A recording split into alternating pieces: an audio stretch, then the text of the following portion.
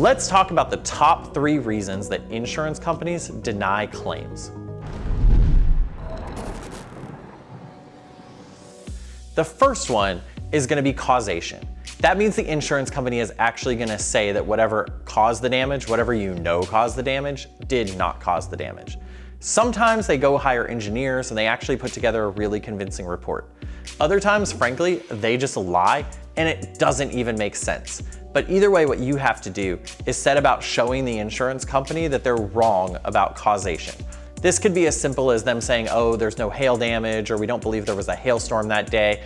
You might have actually seen the hailstorm yourself. So there actually probably was a hailstorm that day, but these are the types of things they will do. They also will look at something and say it's old, it's wear and tear.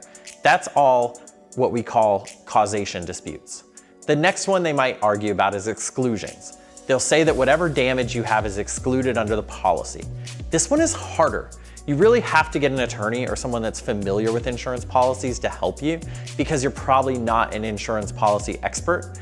And they are. They have teams of people that read these policies for a living and interpret these policies. But just because they wrote the policy does not mean they're right about its interpretation. I see this all the time.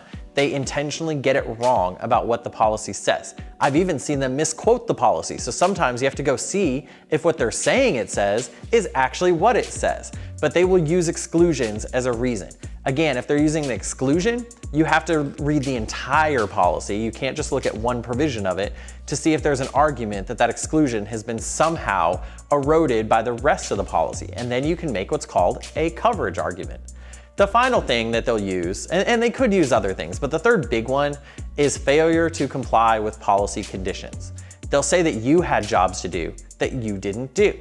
And they might be right, they might be wrong. Also, depending on the state, there might be a certain standard that applies. For instance, in some states, you cannot comply with the policy conditions, but the carrier has to show prejudice, meaning they have to show that you somehow harmed their ability to investigate the loss. In other states, prejudice is assumed and you have to overcome that and show they did not suffer prejudice. So depending on the standard, that also will affect it. But there is a section of the policy that says your duties after a loss, and it is your job to comply with those. And if you're worried about that or you're not sure how, you can hire an attorney who will help you comply with those. But people don't realize that. You paid your money, you got an insurance policy, and a lot of people don't realize that that has things for you to do beyond just pay money.